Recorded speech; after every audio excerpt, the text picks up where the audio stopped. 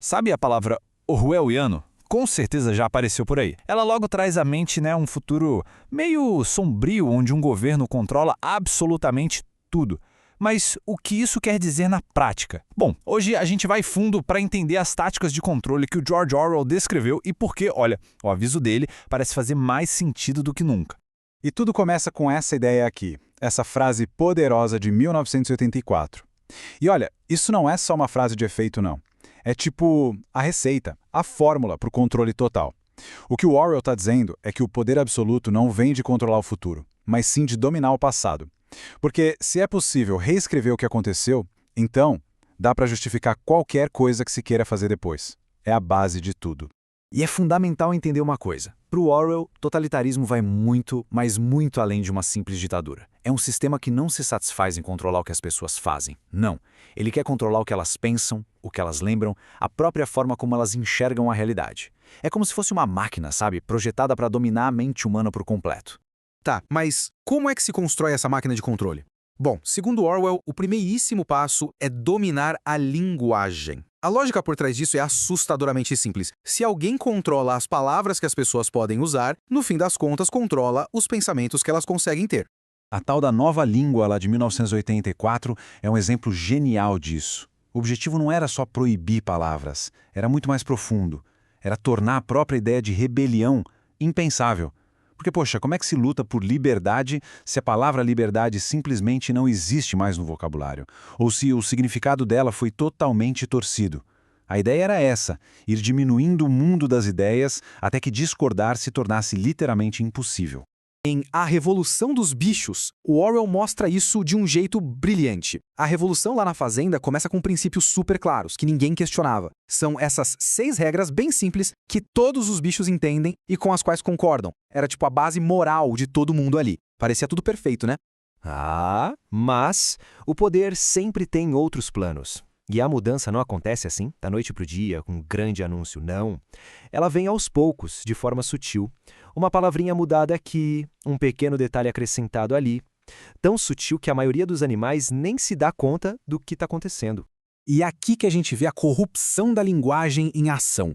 Cada um daqueles mandamentos originais é distorcido com um detalhezinho, uma coisinha que muda completamente o sentido. E claro, sempre para justificar os privilégios da nova elite, os porcos. A regra de não dormir em cama vira não dormir em cama com lençóis. A de não beber álcool vira beber em excesso. Mas o golpe de mestre é o último. Todos os animais são iguais, vira a maior das contradições com aquele finalzinho, mas alguns animais são mais iguais que os outros. A linguagem aqui não serve mais explicar, serve para confundir, para justificar o poder.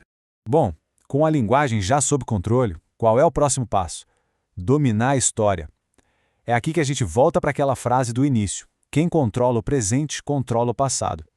O novo regime precisa ter certeza de que a história oficial, a única história que existe, sempre sirva para justificar o que ele está fazendo agora. Lá na fazenda, tinha um evento que era tipo sagrado, a Batalha do Celeiro. Todos os bichos se lembravam daquele dia, da vitória heróica contra os humanos. E principalmente do heroísmo do Bola de Neve, que foi quem liderou o ataque. Essa era a versão que todo mundo conhecia. Era a verdade. Ponto final. Só que, quando Bola de Neve se torna um inimigo do novo líder, o porco Napoleão, a história, ela precisa mudar também. E de repente, com a propaganda martelando na cabeça de todo mundo sem parar, a memória coletiva começa a ser reescrita. O Bola de Neve, que herói, que nada, ele agora é pintado como um traidor, alguém que sempre esteve do lado dos humanos. A verdade deixou de ser o que aconteceu para ser simplesmente o que o poder diz que aconteceu. E essa citação de 1984 mostra como isso se torna um sistema, uma indústria. Lá no tal do Ministério da Verdade, o trabalho do personagem principal, o Winston, é exatamente esse. Passar o dia inteiro apagando o passado e reescrevendo tudo de novo para que a história sempre se encaixe na narrativa atual do partido. A história vira uma massinha de modelar, sabe? Que pode ser mudada a qualquer momento sem nenhuma conexão com a realidade. E aí a gente chega na etapa final, o mais extremo de todos. Depois de controlar a linguagem e a história, o que sobra para ser controlado? A própria realidade. O regime agora parte para cima de fatos objetivos, tentando fazer as pessoas duvidarem do que os seus próprios olhos estão vendo. Vamos lá, uma pergunta bem simples, a base da lógica. Quanto é 2 mais 2? A resposta é óbvia, né? É um fato, fundamental, inegável. Só que no universo de Orwell, dar essa resposta óbvia pode ser um crime. O partido pode simplesmente decretar que essa verdade fundamental que todo mundo conhece está errada. E a resposta certa é 5. O ponto-chave é esse. Em 1984, o torturador diz para Winston que se o partido afirma que 2 mais 2 são 5, então são 5. O verdadeiro poder não é só forçar alguém a dizer isso sob tortura. É fazer a pessoa acreditar nisso. É a capacidade, como ele diz, de rasgar a mente humana em pedaços e montá-la de novo do jeito que o poder quiser. Ou seja, no fim das contas, isso nunca foi sobre matemática. É sobre destruir completamente a ideia de uma verdade objetiva. Se um governo consegue fazer alguém duvidar da própria percepção, da própria sanidade, então não existe mais nada para se agarrar. O controle, nesse ponto, é absoluto. Tá, então por que esses livros, escritos há mais de 70 anos, ainda são tão discutidos hoje? A resposta é que esses mecanismos de controle que o Orwell descreveu, eles não têm data de validade. O que ele nos deixou foi uma espécie de mapa, um guia para a gente poder identificar os sinais de perigo.